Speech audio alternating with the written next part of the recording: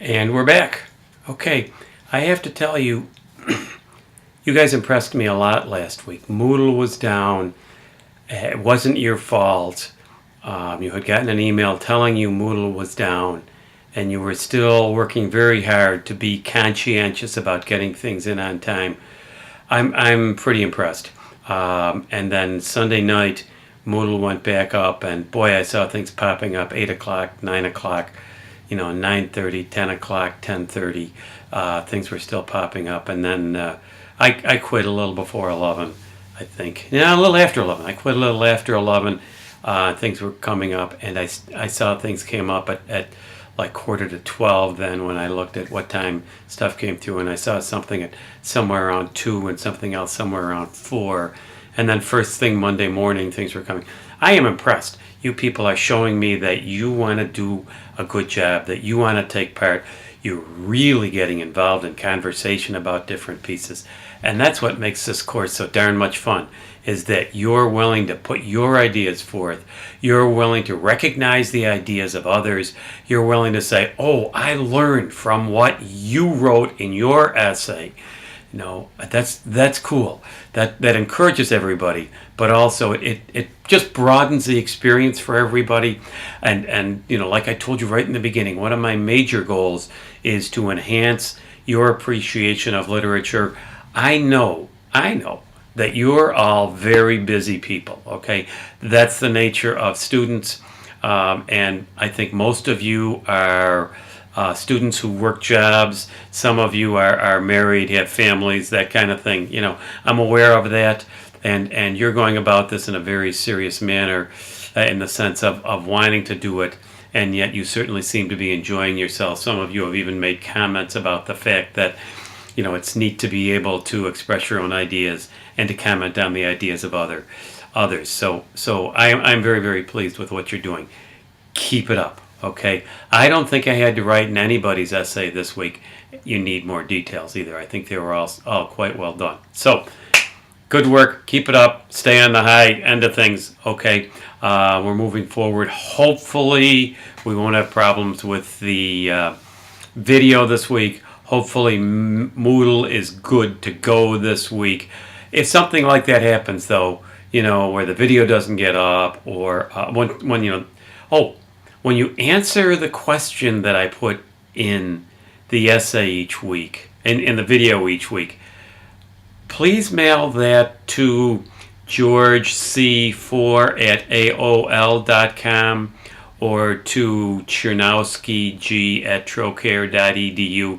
Don't put it on Moodle, because I don't go to Moodle until like Friday or Saturday once I get everything posted, and it's kind of fun to see those things, and those things let me know then if something comes in on Thursday, then that night I'll look for stuff, So, although I teach Thursday nights and I don't get home till 9:30, but I might sit down and look for stuff anyway, okay? So anyway, but you're doing great work. Okay, I want to talk about the concept of character, okay? And character is not terribly difficult, but you need to think of character from this point of view. In literature, in a novel, most of the time, characters will mature, just as human beings do in life. Created characters over the course of a novel frequently mature, so that the character at the end of the novel, Joe Schultz at the end of the novel, is not the exact same person Joe Schultz was at the beginning of the novel. He has developed, okay? In short stories, it's not quite so easy because you don't have the big span of time and span of experiences that a novel covers. We're talking about this much space instead of this much space. And so it makes a difference as to whether or not a character can change. But characters can change in a short story, okay? And so I want you to look for that. I want you to be conscious of that. We have different kinds of characters that we see in short stories. First of all, we see static characters. And static is a general heading. Static characters are just that. They're static.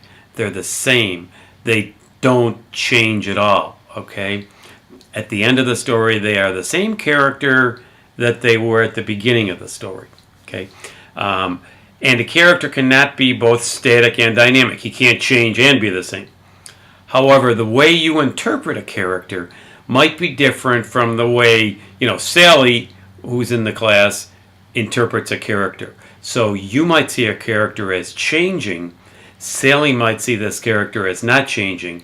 So Sally might label this character as static, and you don't.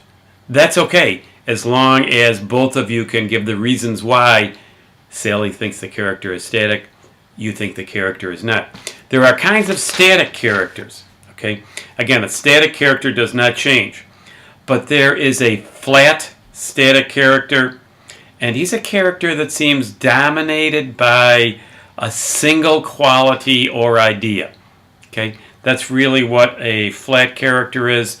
Not only does he not change, but there's one major focus in what he does. He's dominated by a single idea, and that keeps him very much the same all the way along. Okay, we have comic characters who are so dominated by a single idea that we really only see one facet, one passion, one kind of thing in their life, and even experience does not change them.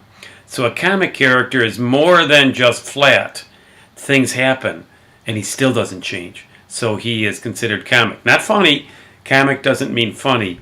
Comic means unaffected by the things that happen. Okay. Then we have a caricature. And a caricature is a character that he is so flat, there's so little to him that he's almost unrecognizable as a human being. Okay? And authors sometimes do this to emphasize an idea, to keep our interest away from them as people and just allow us to focus on an idea. So a caricature is really the flattest of the flat characters. So we have a flat character, a comic character, and then a caricature under the heading of flat characters. It's under the heading of static characters. Okay, those are all static. They don't change. But again, some have the opportunity to change and don't, as in the comic character. And the caricature is so flat that all we really see, it's almost the idea is all he is, almost not a person. Okay. Then we have a dynamic character. And as you might guess from the name, a dynamic character is a character who changes. The things that happen in the story cause him to be different as the story goes on. She is not the same person at the end of the story that he or she was at the beginning of the story. The experiences that happen to this character cause this character to change during the course of the story. Okay, so that's a dynamic. Dynamic means changing. Okay, so the experiences impress him, and he changes. Okay, so he comes out again a different person at the end. Round characters are actually dynamic characters who change in a bunch of ways. Just as a round personality is a personality that shows all sorts of different facets, somebody that can be by themselves, but somebody that can be at a party and carry on good conversation, and somebody that's knowledgeable about sports, but also knowledgeable about politics or religion or music or art, a real whole personality.